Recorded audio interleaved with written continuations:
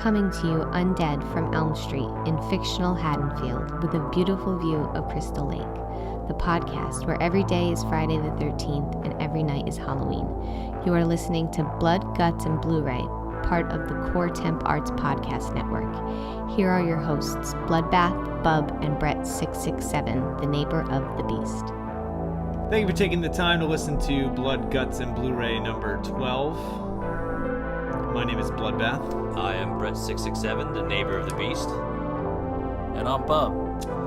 Blood, Guts, and Blu-ray is the official horror podcast of Core Temp Arts. We can be found on iTunes, Stitcher, YouTube, TuneIn, Google Play. I gotta be honest, Google Play, terrible for the birds. How come they can't just copy iTunes or Stitcher? TuneIn isn't much better either. Guys, just use Stitcher. Stitcher's the best. Use that. I think you can get that on any device. Everything about it is just better. It looks better, the buttons are bigger, so it's safer to change shows while driving, but don't change our show while you're driving, especially if you hate our show. Anyway, talk to us on Facebook, Twitter, the Gram. Head over to Core Temp Arts podcast page, also on Facebook, and talk to some of the hosts and producers of our beloved network. We have a guest with us today. Though he doesn't really feel like a guest, and I'm going to introduce him in a few minutes. I just got to say some shit. I got to apologize for my lateness getting the last episode up. I usually get them up on Sunday, but I was in New Jersey visiting my buddy Jake and Kelly. They got married, so congrats to them. Next day I was visiting family and friends because my daughter has grandparents and aunts and uncles, and they don't give a shit about horror movies. So, and on Sunday night, me and the old lady went to go see Don't Breathe, which was fucking awesome, by the way. I hear it's so good. Dude, you saw it? No, I hear it's so good. I want to see it. You got to see it in the theater, man, because the theater experience is what makes it. So my advice to you is to go see it in the theater. Our guest today, he's a friend of mine. He's our earliest supporter. He probably has the first listen. I've been trying to get him on here for a while, but I know him as Pete, but this podcast is going to know him as H. Pete Lovecraft. Thank you. That's Thank awesome. you, Thanks for coming on the show, bud. yeah, I love the show. Thank you. Yeah, I'm a big fan. We're going to have a new segment. I didn't really talk to you guys about it, but if any of our listeners want to ask anything, they can. We're going to call it Ask Bloodbath Anything. So hit us up on Twitter, on Facebook, email us if you have a dumb question. It doesn't have to be horror related. You can literally ask me anything and I'll answer it. So I think that could be fun. Definitely get some laughs out of it. Bruce, do you have any killer news for us? Oh, I do. All right, so let's talk about this Friday the 13th video game that premiered at PAX West this week. I sent you that trailer, right, dude? It looks sick. Yeah, it looks fucking amazing. It's awesome. Oh, man. You know what? They got Tom Savini doing the effects for the game, and Kane Hodder, they're actually strapping him up in, like, the bodysuit to, like, do all the moves. So Jason, like, looks like the movies, you know? So, the trailer looked pretty brutal, you know? Killing people with axes, machetes, stomping their heads out in fireplaces. So, that's due out next month, and they actually raised the money for it through a Kickstarter. Got almost $1 million. And that's going to be on PlayStation. Is it good? What's the format or whatever? Right now, I think they got it coming out for Xbox One, PS4, and PC. Cool. Yeah. Cool. Yep. Hopefully they get it on Mac so that way I can play it because I want to play it. I'll definitely buy it from Xbox One without a doubt. I'm not a big like video game guy. But it's a game that I'd be excited to play, and I may become a video game guy just to get the game. Yeah. You're the monster in it? Yeah. That's awesome. Yeah. That's great. What else you got? They're releasing a new Blu-ray version of the movie The Thing, and I guess, like, you know, like the cinematographer Dean Cundy was saying that there's subtle ways throughout the movie to determine who's infected throughout the movie. Well, that's, you know, like that sucks. I just bought the thing on Blu-ray. I can't buy it again. Yeah, me too. I must have bought it like two or 3 months ago.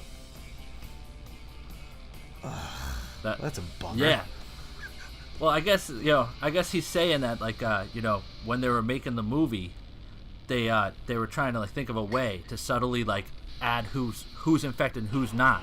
So he's saying like, you know, throughout the movie, if the person has like a light in their eye, like almost like a gleam to their eye, that person is still human. And if their eyes don't have that light in them, they're infected. I don't like it.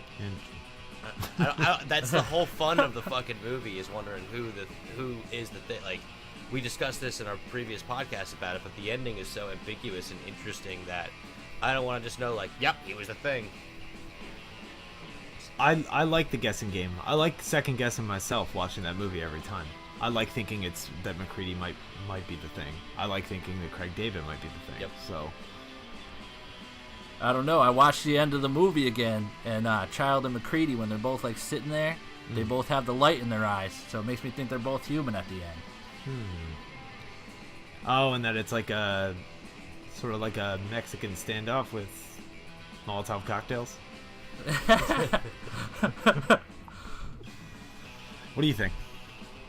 I mean, I enjoyed the movie. I don't like knowing that. I agree with Brett on that. The whole point is to second guess yourself, to doubt. That was what was enjoyable about it, I thought. Yeah. That's the scary Kind of- part. Yeah, exactly. I'd like to, before I'm super judgmental about it, I'd like to watch that version and see, and maybe, you know, look at it differently, but I think the original version is the one that is what makes it such an amazing movie.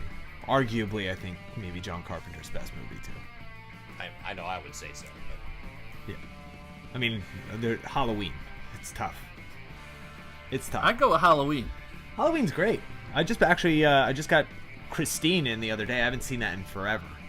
You guys remember that one, right? With the car. Oh yeah. Oh yeah. That's a good one too. It's a Stephen King too. So. What else you got there, big guy? All right. So and then I was looking up online. Stranger Things just got locked in for season 2 on Netflix. They confirmed that they're going to make 9 new episodes in 2017. I've never been so excited. I wanted to erase it from my memory so that way I can watch it all over again. I can't wait. I cannot wait until season 2 comes out. I'm living for season 2 right now. I still have yet to watch it. Oh, it's great. It's so Dude, good. you're missing out. I know. You pumped for season 2? Yeah, I'm curious how it's going to be done. I was wondering if they're going to do it like True Detective, where it's a whole different story, or what they're doing with that. So what I had heard about it was that it's still going to take place in Hawkins. Some of the characters are going to be there. It's going to be like a prequel, a side-by-side story, and a sequel all in one season. That was my understanding. But who knows? I mean, they're gonna have big shoes to fill with season 2, so they may. Who knows what direction they're gonna go in? It's pipe dreams at this point, and we'll see what happens. I'm excited though. I really am. So doing that with the side story, that's where you would jump back, like you'd think about the first season and what happened. It's like in the first season. It's like keep bringing you back to what you remember watching. That'd be cool. It's like it's interwoven into the other story. I think it's kind of cool. Like the same way that I guess maybe the best way I can possibly describe it is like the Saw movies. How even in like Saw 6, characters from Saw 1 were just appearing and they were in the puzzle and their puzzles intersected. I think that's, from what I understand, that's how that's gonna go. So I think it'll be awesome. Yeah, I can't wait. And the titles look pretty cool. And anything that's like that show made me so nostalgic. Like I was thinking of like X-Files and Twin Peaks and, you know, all the good 80s horror movies and everything about it. That show is incredible. It definitely, I think it surpassed a lot of people's expectations. So anything else? Well, while we're talking about TV, like one thing that's coming out that sounds kind of strange to me is you saw the movie Let the Right One In, right? Yes. And then that's the Swedish one, and then they did an American version called Let Me In. Yeah. Well, TNT has ordered a Let the Right In TV series. I'm not feeling so hot on that. I'm not feeling so hot on it either. I thought I'm not a huge fan of remakes, but I thought the remake was okay. I don't know how I'd feel about a series about it. Yeah, the original is definitely better. The Swedish version, 100%. 100% better. Brutal. Yeah. It's vampires have the whole vampire thing is kind of come and gone for me. I kind of want it to go away, but like Let the Right One In is one of the few exceptions to that rule. So, you guys probably hear my dog in the background chewing a bone, and it's so loud. So I just want to acknowledge that crunching, grinding behind me is not the fucking Langoliers coming in. I was kind of hoping it was. Oh. It is Outlaw going to town, trying to impress my guests tonight. So. Yeah, you can feel it shaking the floor. Yeah. My neighbors putting are going to everything into it. Is that it for Killer News? Oh, that's it for him, dude. So today, holy shit, Outlaw! Seriously, dude? I don't want to stop him. He's being quiet. But anyway, he's not. Well, I mean, he's being pitbull quiet, which is chewing on a bone and not barking at the sound of other dogs. You are listening to Blood, Guts, and Blu-ray. Let us know what you think by reaching out to us. We can be found on Twitter, Tumblr, Instagram, or Facebook by simply searching Blood, Guts, and Blu-ray. To suggest a film or trailer you think we should discuss, or to comment on this or any other episode, send an email to bloodgutsandbluray@gmail.com. We will always get back to you. Thank you for listening to Blood, Guts, and Blu-ray, and enjoy the rest of the show.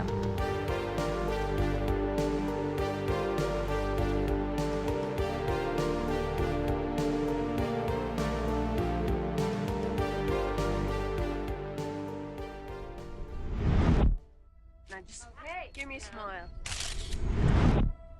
Juno, are you sure we're going the right way? I've never been lost in my life. There's only one way out of this chamber, and that's down the pipe.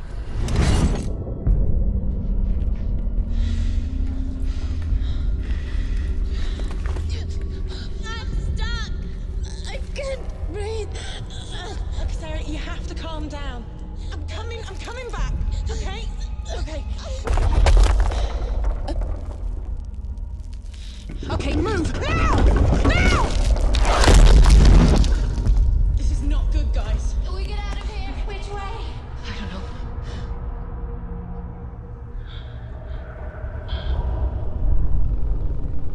Sarah said she saw someone back So there. what? I don't think I saw someone. I saw someone. No, you heard something and you saw what you wanted to see. It's the dark. It plays tricks on people.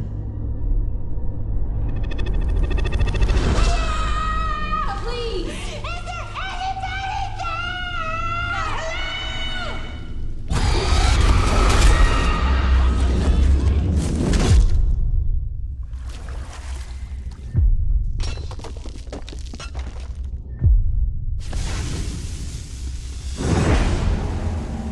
What was that? I told you I saw someone. Batteries on our lights will run out.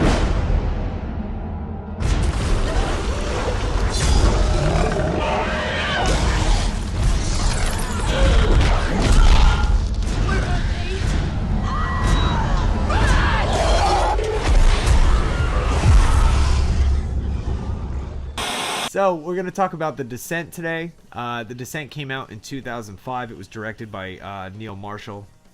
It's a UK film.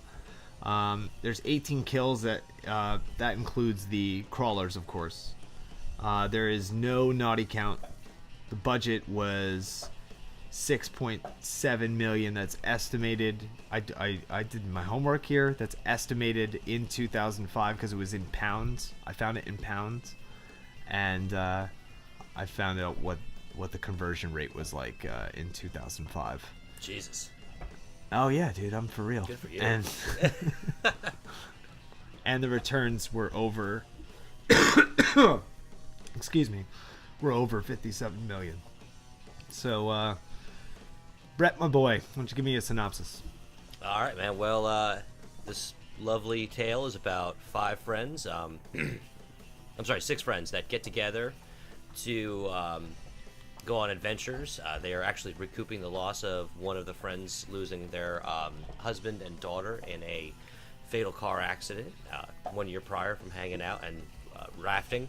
So they decide they're going to go cave spelunking and in this nice, easy, tourist trappy place, but then one of the friends, Juno, has a better idea to lead them off the course and stick them in an unsurveyed cave formation so that they could be the first, which of course leads to gruesome injuries, fights, catfights specifically, and unbeknownst to them, they come across these crawler creatures that have evolved and dwelled in these caves that have no sight and seemingly no smell, but act with sonar and are absolutely brutal and ruthless killers, leading up to an ambiguously interesting ending up to interpretation.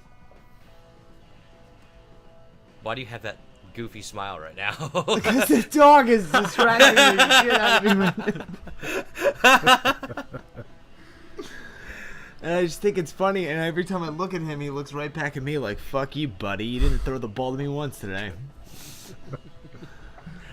So I want to start off by talking about the music that's in this movie.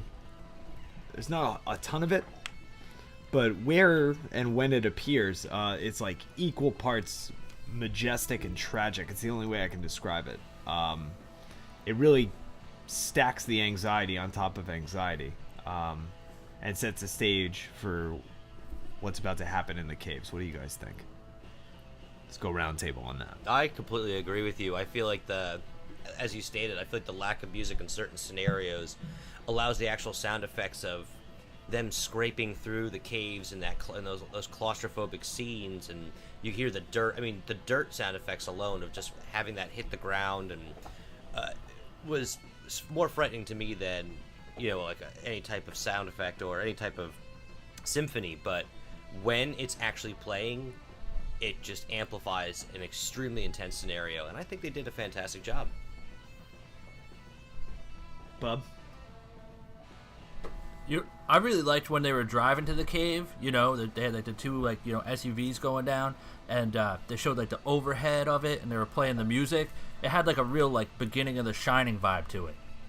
Yeah, actually, I was thinking the same thing too. I didn't notice that until this is like the 4th or 5th time I've seen this movie, and that's the first time I ever noticed that. I think maybe it's because I watched The Shining about a month or so ago, so I've kind of put 2 and 2 together. There's a lot of subtle references to other horror movies and thriller movies in this one. I mean, the park that they're in is the same name of the park that was of the river that Deliverance was in, and it's like sort of the same theme, like the modern human beings against like natural human beings, and I thought that or indigenous or whatever you want to call it. So it also, I mean, these crawlers or cave dwellers or whatever, I mean they are human beings. They're just accustomed, they're troglodytes, so they live in caves. Kind of like got the same themes as Cannibal Holocaust or Green Inferno or anything like that too. So obviously Green Inferno came later, but still. And of course this takes place in the Appalachian Mountains. Of course. There's something in the fucking water out there, and it's in North Carolina, so you got to answer for that, Brett. Oh my god, I know. And that's the funny thing. I never noticed that until they did that one last shot on the trucks before they left off. I said, "The first in flight? Fuck, North Carolina. Shit. This makes so much fucking sense." Weirdly though, at the end of the movie, she's driving a truck that says Montana. It's got Montana plates on it. So I don't know if they came from, I mean, or if that's just to show that it's like a dream. Well, I know I know the Beamer. The Beamer was the one that had North Carolina plates. I didn't know if the Bronco 2, I don't know if that one had a North Carolina plate on the beginning. Right on. Because they're all friends from all Sure. different areas and countries, so. Yeah, they certainly are, and Juno is the worst. Oh, She's American. a home wrecker, man. Oh, shit, yeah, she is. You care to weigh in?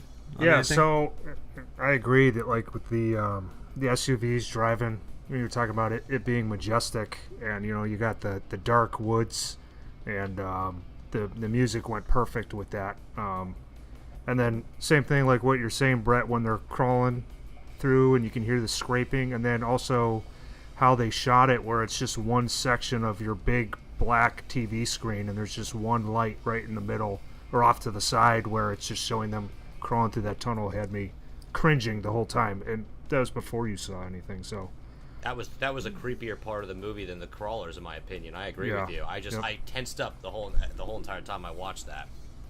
That's the thing too with this movie. You get past the claustrophobia, and then and then of course we find out later that the cave caves in. I shouldn't have said it like that. That the hole caves in, and then you're being ravaged by these cave dwellers. So it's like it's like you don't even get a chance to breathe. I thought that's a wild. Just a wild scenario to put anybody in. There's some really dopey CGI in this, though. Oh, the bats! Oh god, those bats in the beginning. Ugh. Yeah, they're pretty stupid. And then at the end, which we'll discuss in a little bit, I don't understand like why when they find out that Juno led them astray that they didn't just kick her down a fucking hole. Because that's what I would have done. I mean, you guys are my friends, but if you put me in danger like that, I would probably kill you. I agree. I would deserve to die if I did that. Yeah, it's pretty. That's a death. That's a death sentence. The first kills in this movie are just brutally subtle.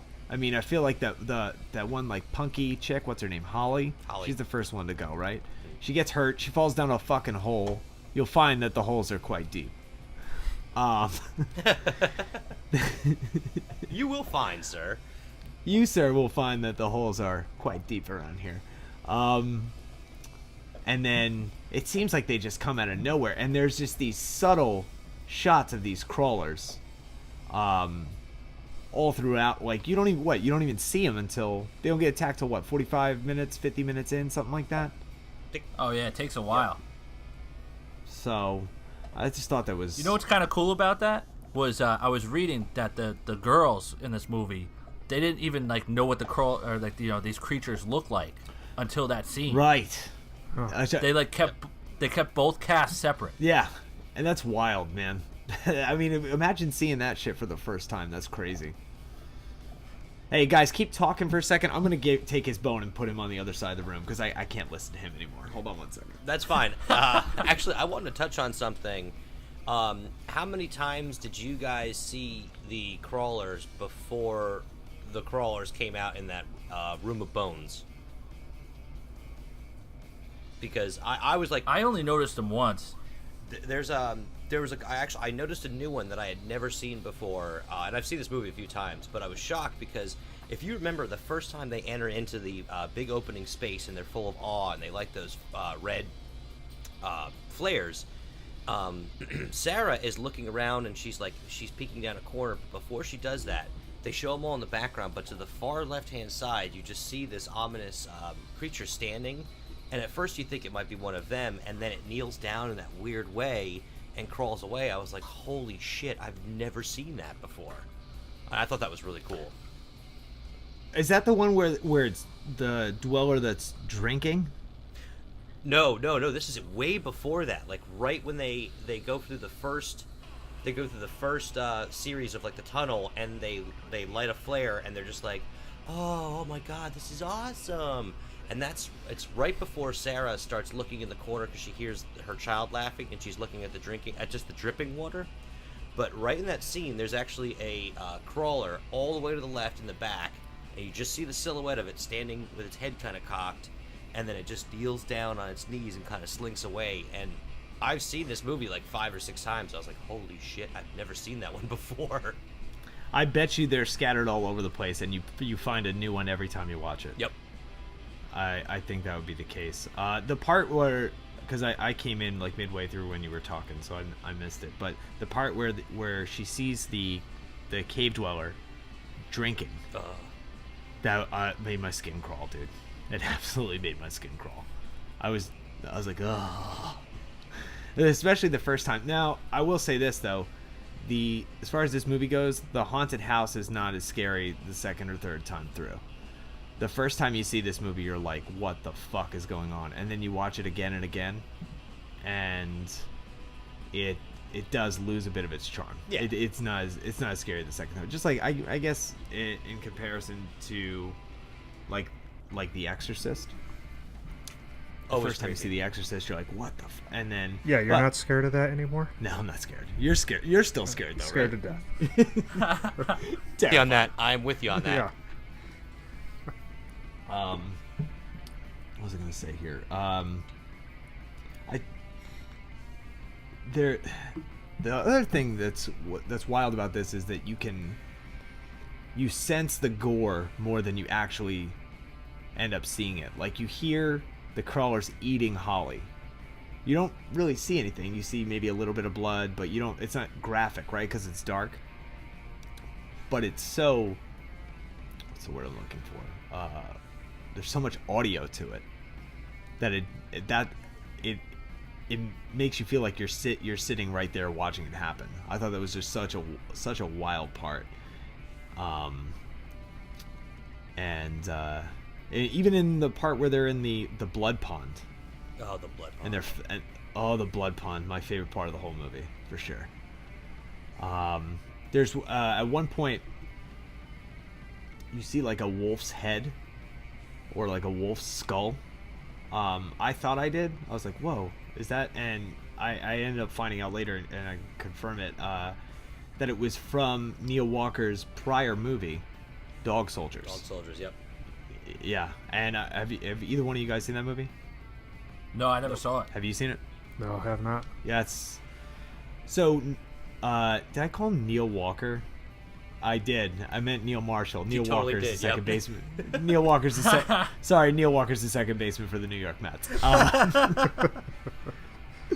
Neil Marshall likes to, when some of the movies that he's made focus on like camaraderie. So Dog Soldiers is about a bunch of like British special operations guys that are fighting off a family of werewolves, and their interaction with each other while they're doing it, and you know how much, like, I guess the brotherhood of what they're doing.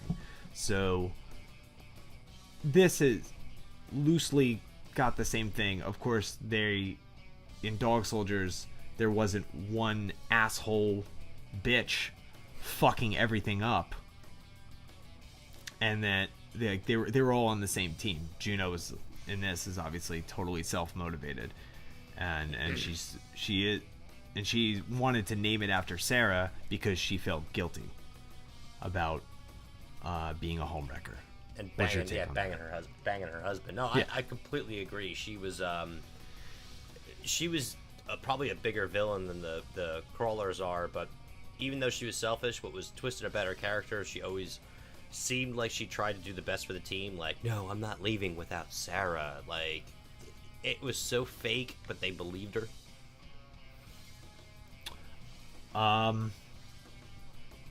Pete had a very good idea. I think we should do this now. I think this is a good time. Do you want to rate these chicks?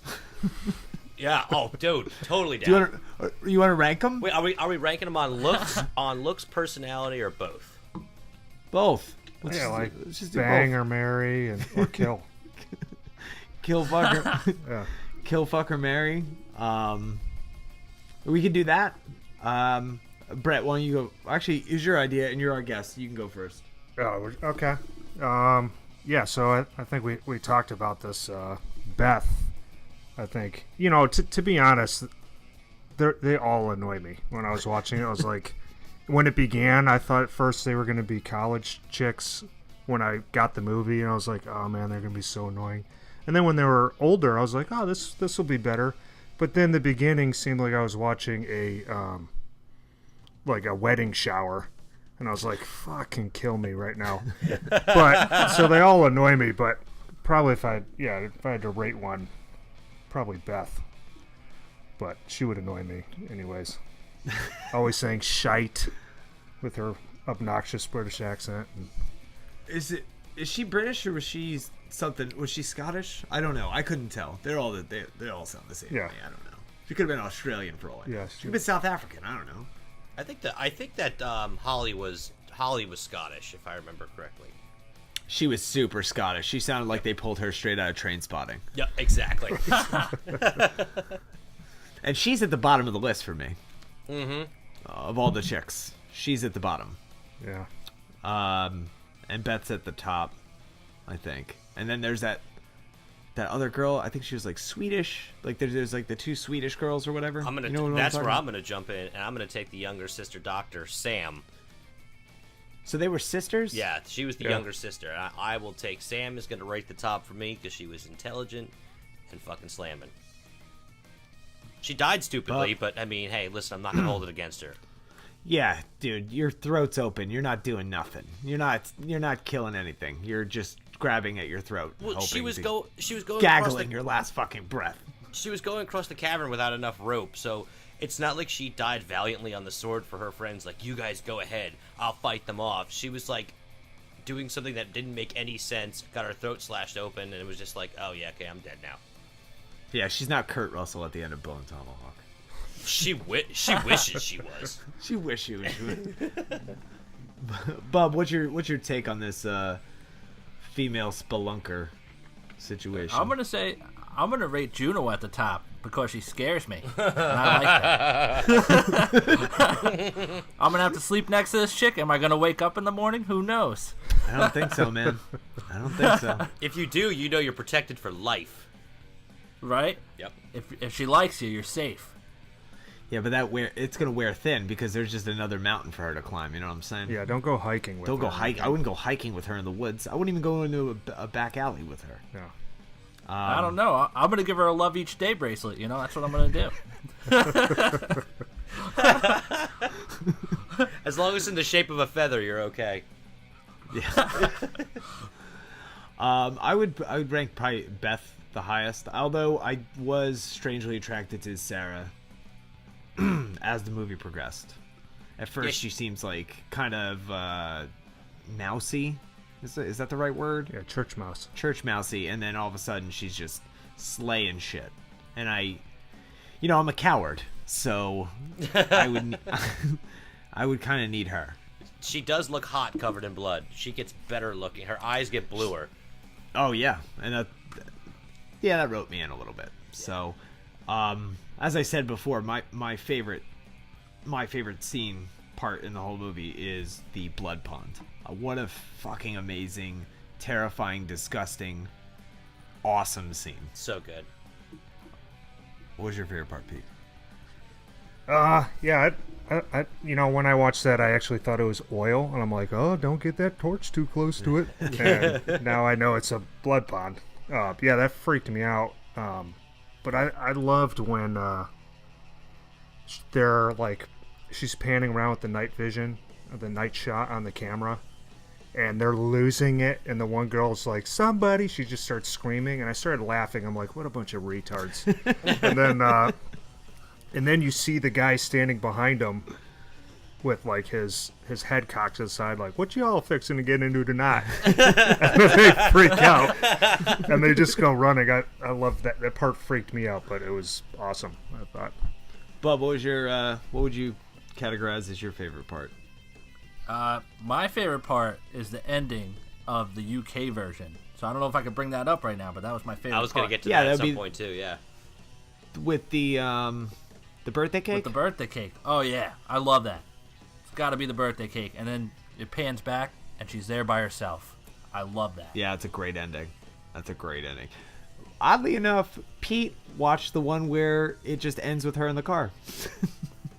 You know what's funny, actually? I'm sorry, I didn't mean to interrupt, but I used to have this on DVD. I couldn't find it, but I had the American version, like Pete did. So the birthday cake scene was completely new to me.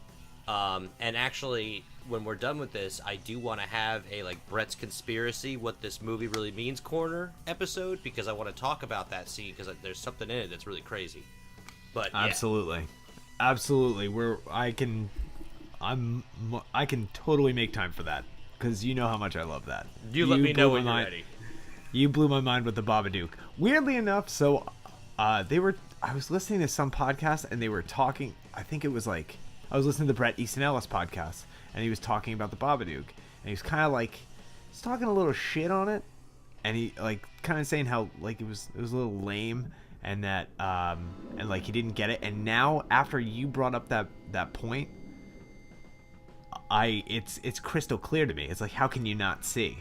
You know, like the veil has been lifted. I'm like, it's totally the mom. The Babadook is the mom. It's just a bunch of bullshit. Exactly. And so I'm like, oh, cool. The guy who wrote American Psycho doesn't get the Babadook, but I do.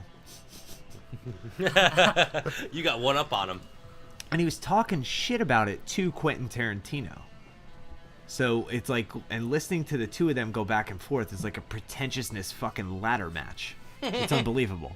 But I mean, it's totally entertaining, and he makes some great points about stuff too. So I love his show. And I hope he hears this and then is like, ugh, you're just disgusted by us because he's so. Like when you listen to that guy, all I hear is Patrick Bateman. That's all I hear. He's like, there's an idea of a Bret Easton Ellis. Like,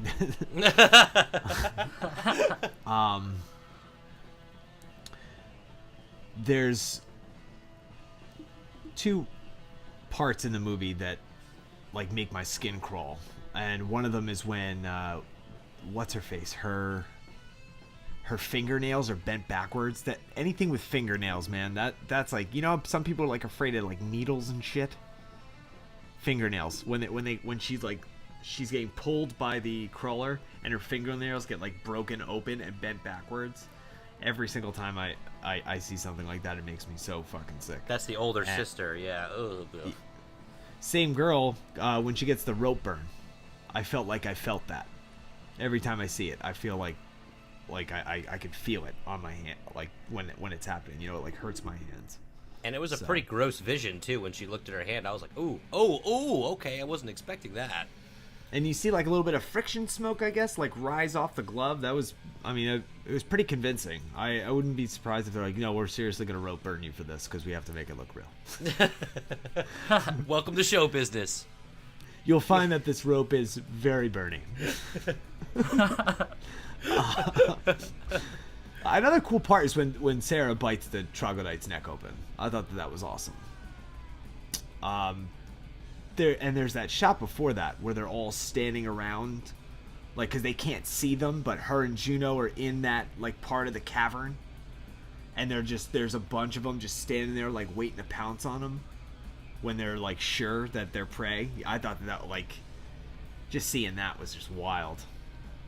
It's still, it's one of the parts that like stuck with me, that I like having. The first time I saw this, Brett, it was with you. It was when I first moved into the house. Yep. And the AC was broken, but you had AC in your room, so we just all hung out downstairs in your tiny ass room and watched movies. With that futon and that like 20-inch TV. We watched that, and we watched what was it, the fucking Keanu Reeves, The Devil's Advocate. Mm-hmm. That was wild. And then of course it ends, which we'll get into. But is Bruce still here? I just got a text message asking if we're frozen, so he must be frozen. He must be frozen. Bruce is frozen. The crawler's got him. Hold on. Technical difficulties. Let's say, do we have technical difficulty music we can pop in here? That was me. We'll continue. We'll get him back. What was I gonna say? Oh, the CGI part, like right at the end, right before Juno dies, like where you see them crawling on the ceiling. That was horrible.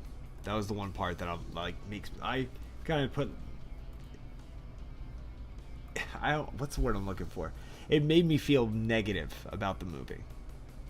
Like, you know, sometimes I can overlook the bat part because it's so brief and it's not an important part. Here he comes. He's back.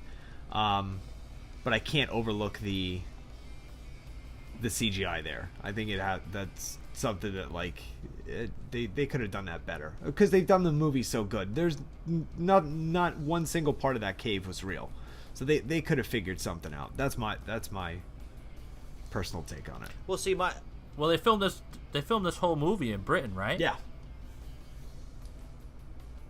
So you got nothing to worry about, Brett. That's not by your house. Yay! then why do they pick fucking North Carolina of all places? Because they know that's where all these backwoods. That's where Deliverance. I can't rebut. I can't rebut it at all. I'm lost on this one. Those crawlers look like Nosferatu. I thought that was actually kind of cool. Didn't they design that? I thought that? they looked good. Yeah, Yep. They did that. And they either of you guys seen the second one? No. Brett, have you seen the second one? No, I haven't yet. And I heard it's actually good in some way. They don't look the same at all. I'm gonna Isn't there one like named Scar or something? Some shit like that. That's stupid. I'm ready for your conspiracy theory. Now that Bruce is back. Oh man. Okay, so conspiracy theory. I've always been confused and intrigued by the ending, and when I watched the ending again, I noticed something that was extremely out of place as it panned out. Is that when her daughter gave her the cake, it had 6 candles on it, and when she had been doing it throughout the movie, it had 5. So I was like, well, this movie doesn't really have a scene where you say, that's fucking stupid, that doesn't make sense, that's illogical. So I can't really see a fuck up of somebody just saying, well, put an extra candle on there. I'm like, there's got to be a message. So I took to the boards and I started looking up, and I found one that I thought was fantastic. The first thing that everybody says is, oh, well, she was in that coma, and the whole thing's happening in the coma, and as she's slowly dying, she's killing off her friends. But I didn't like that one. So here's the conspiracy that I love. And as I started thinking about the movie more, in the beginning of the movie, when they're walking up to the cave, I believe it's the older sister, her and Juno are like the pros of this, starts mentioning what can happen when you get into a cave. Hysteria, dehydration, paranoia, hallucinations, aggression. The movie kind of trails her off about all these things that can happen. And these creatures, of course, are first seen by Sarah. And then as things start to unfold, it seems that Sarah gets separated from everybody else, and everybody basically keeps getting killed. Juno is killed by Sarah. Technically, Beth is killed by Sarah. And then Beth bites one of the crawlers, just like the crawlers bite everybody else. And then, of course, when Juno sees Sarah again, the look on her face when she sees her is that she's fucking petrified. Like, she's not petrified at all through the whole thing. Like, she's pretty much like, I'm gonna beat the shit out of everything. But suddenly she's petrified. And then of course, when Sarah destroys those crawlers in that infamous blood scene, she lets out a scream. She's like, "Bah!" And the next scene shows the other women that are still alive walking through the cave, and her scream turns into a crawler. So the conspiracy theory that I have is that the crawlers aren't real, and that Sarah, who is obviously dealing with a lot of visions of her daughter, and of course going through such a grisly death, and having Juno being a homewrecker, and her friends leaving her behind, and it doesn't really seem that they really keep a close relationship with her. When that last cave, like, it caves in on them and they're trapped, she starts going into a mode of hysteria, which she was already going into when she was trapped. And in reality, what's actually happening is that she is slowly killing off her friends, and then at the final scene that the American version states, oh, okay, look, she got out. Oh, it's a ghost of Juno! And it doesn't make any sense. And it flashes back to Sarah getting up. She moves like a crawler. She's bent strangely, and she moves her elbows, and she gets up, and she puts the torch down. And her daughter hands her the 6th candle on the cake, basically signifying, I'm gonna be with you now. I've gotten my vengeance, and I'm ready to die to be with you. That, to me, is a fucking awesome conspiracy about this movie. It's a little elaborate. It's pretty elaborate. It's a little far-fetched. It is, but why the sixth candle? I like it. Maybe it was her 6th birthday. That would have been her birthday. That's Did true I too. just win? Did You I might have just break won. the game? You might have just You've defeated me. You've defeated me. But I just thought that was a cool. I thought that was a cool conspiracy. I still believe that they're getting destroyed by crawlers, but I thought that was a fun conspiracy to the movie, and it kind of gave me a different eye on it. The 6th candle comes in at the end, because I didn't notice that. Yep, that's at the end. Yeah, that's the last scene when they're zooming out on her alone in the cave. Huh. Yeah. So remember, Maybe she's been down there for a fucking year. No, that wouldn't work. But she's been eating her friends. yeah, It's You possible. could survive. You could do it. They've been surviving. Maybe she's becoming one of them. Maybe. That's wild. I mean, she acts pretty crawler-esque towards the end, and Oh, she's a fucking savage at the end, dude. oh god, yeah. Like I said, I'm not saying that it's true. I'm not going to stand by this like the Babadook, but I read that. I said, that's plausible. It's plausible, but I'm not buying it the same way I'm buying the Babadook one. No, I still like the creatures. Yeah, I like the idea of that some weird cave dwellers are running up to the surface, eating whatever they find, and then this time, oh ho hum, it's walked right into our house. And if you ate deer and a deer just was in your living room chilling out, then you basically just won. I mean, you would do what these things are doing. You might not bite it with your mouth, but to kill it. And I totally agree with you. This is one of those conspiracy corners where it's like, well, that could make sense in a scenario, but like when you hear the one about the Babadook, I don't think that's a conspiracy. I think that the movie was custom tailored around giving that message. Right. This is too random and obscure to be like this was the real meaning. There was a conspiracy theory about the movie Drag Me to Hell, that it's all about bulimia. Okay. Because the girl is either getting stuff thrown up on her or throwing up herself. And I think that, and like, somebody brought it up, from my understanding, somebody brought it up to Sam Raimi, because he directed it, and he laughed. And he's like, no, this movie's about a girl who is cursed by a gypsy. and that's it. Although in terms of vomit, you do realize that the crawlers are always kind of puking out of their mouths, which yet again is a great feature of them because that makes them even more disgusting. And then at the end, she does throw up in her vision. I mean, hey, what do we got here? Maybe. I think that would actually be a way more terrifying movie. Is friends trapped with their crazy friend that's losing her mind, and they're like, we love this chick, but she's losing it. Let's get the fuck out of this cave. And leave her here. That sounds way better than Gollum-looking creatures chasing them around. To me, that would freak me out to be stuck in a cave with some psychopath who's slowly losing it.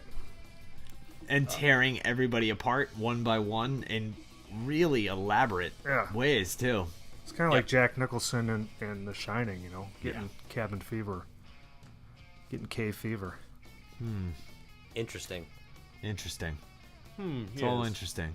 There's a lot of places to go with a movie like this too, because it's just a setting that nobody is really used to. So like whenever you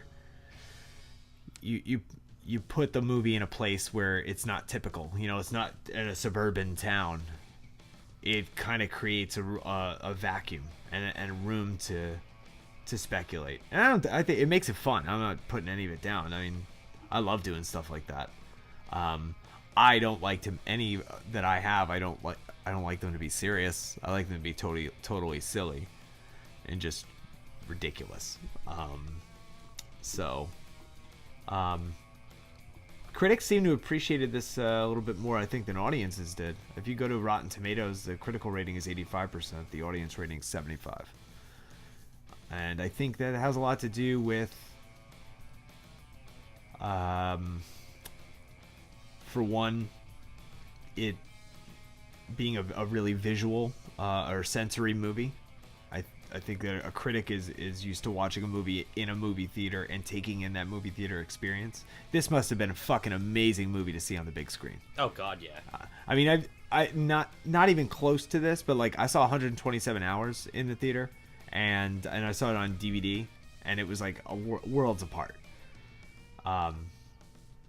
So I think that has something to do with it. Also, I think that the audience rating, the typical horror movie goer is a 18-year-old to 35-year-old male. That'd probably be the majority. And it's an all-female cast. I think it's a tough pill to swallow for some people. Even though I found it easy to relate to some of these characters as far as like when the shit starts to hit the fan and how they would react. I mean, but it may not. The shut-off button may have just been there for some folks. So I think that may have something to do with the differences. So let's go round table and get with the ratings. What are you guys saying? Unless you have anything else to add, because I have something else to add. You know what the working title of this movie was while they were in production? No. Chicks with Picks. I love it. They should have kept it that. That would have been really funny. It would have been.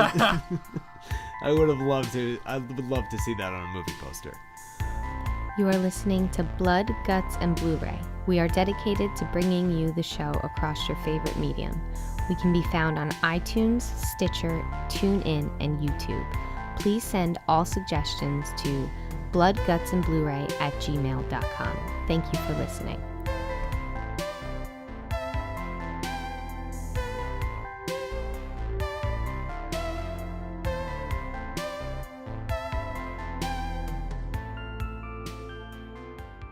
Blood, Guts, and Blu-ray is part of Courts and Parts, podcast network featuring pop culture, TV, movie, and geek podcasts. Check out some of our other shows: Geek Gravy, We Got 5, TV Ate My Brain, and Get Real Movies at courtsandparts.com. What was your rating for this? I give it a 3.5. You know what? It was pretty brutal. I liked it for a chick flick. You know, it wasn't so bad. Yeah, you know, I've seen it a couple times. You know, I would watch it again. You know, so definitely a 3.5. It's not where it's like knocking my socks off. It's not like a 4.5 or a 5. You know, but it's definitely one you can watch over and over again. Brett? If I was just rating the movie alone on the crawler section, I'd give it a 3.5, but I bump it up to a 4 because of the first half of, not the first half, but just the claustrophobic scenes. The fact that the movie somehow finds a way to terrorize me twice. In two separate different ways. One being the claustrophobia, being trapped in a fucking cave, which you couldn't pay me $1 million fucking dollars to do.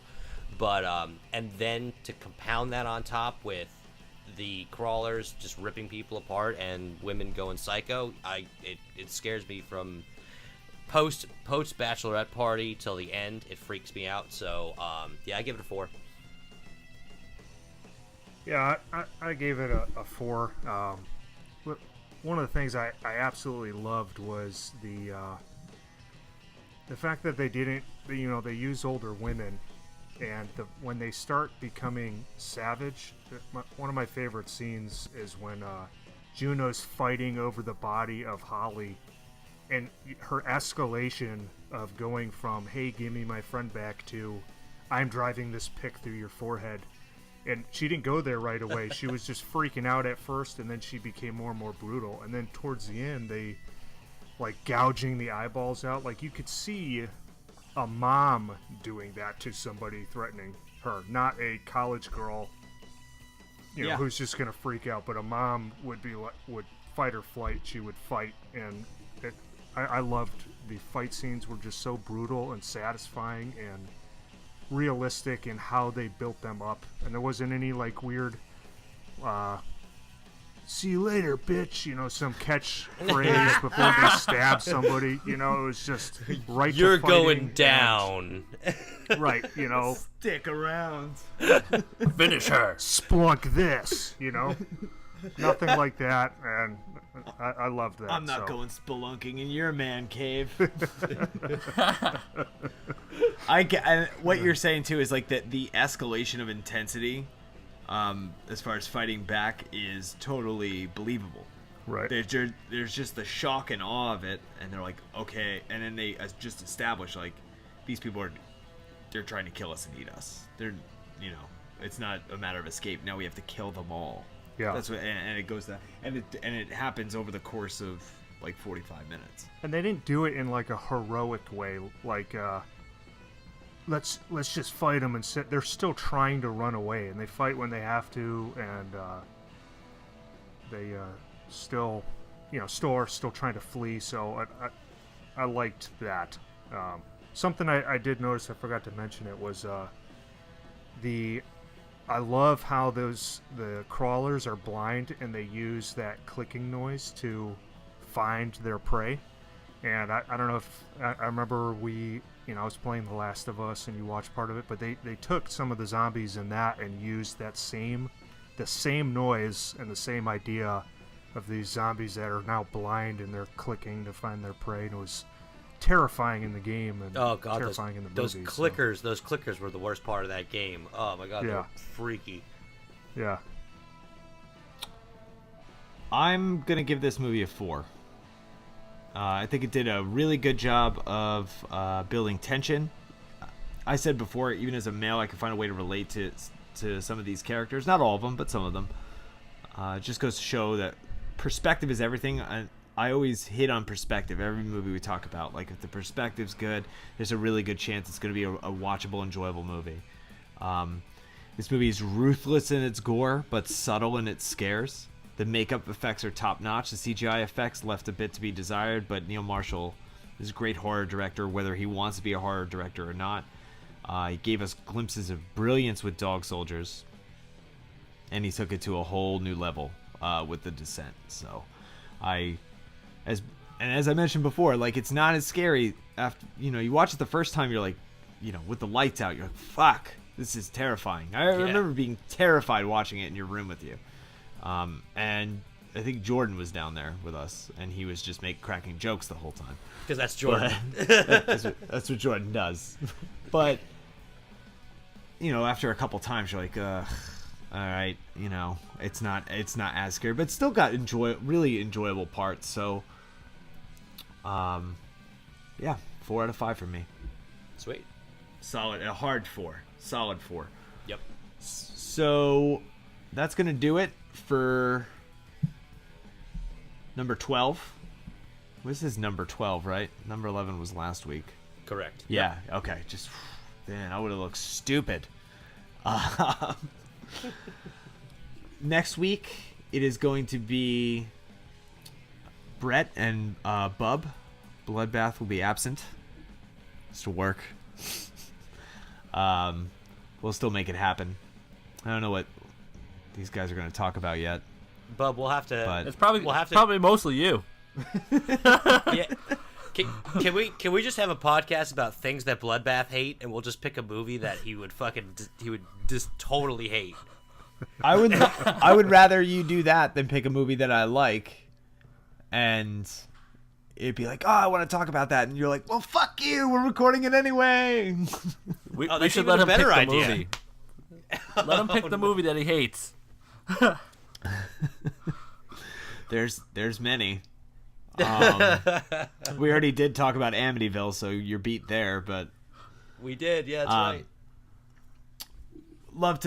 Like to thank H. Pete Lovecraft. I knew I was gonna fuck it up. What did I tell you? I told you I was gonna fuck it up. I'd like to thank H. Pete Lovecraft for coming on the show. We're gonna have him on again. He was so nervous to come on today because he's like, I don't really want to. I want to fuck up the show that I like. Yeah, No, I didn't drink beforehand, so that helped. Amen, brother. Pete, thanks for coming on. Yeah, thank you for having me. Thank you, man. Absolutely. Thank you.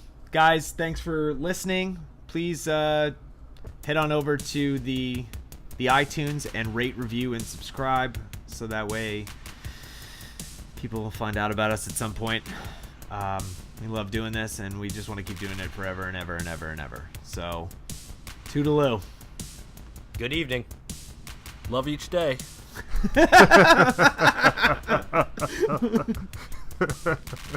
Thank you for listening to Blood, Guts, and Blu-ray. Written and hosted by Bloodbath, Bub and Brett 667. Edited and produced by Bloodbath. Music has been graciously provided by the Slasher Film Festival Strategy and Nightbirds. Artwork and logo have been provided by Bub. Blood, Guts, and Blu-ray is available on iTunes, Stitcher, TuneIn, and YouTube. Be sure to follow us on Facebook, as well as @BloodGutsBluray on Twitter, @BloodGutsandBluray on Instagram, and visit our Tumblr page by going to bloodgutsandbluray.tumblr.com. For any questions regarding the show, advertising, or anything else, please send an email to bloodgutsandbluray@gmail.com. Thanks again. Get possessed.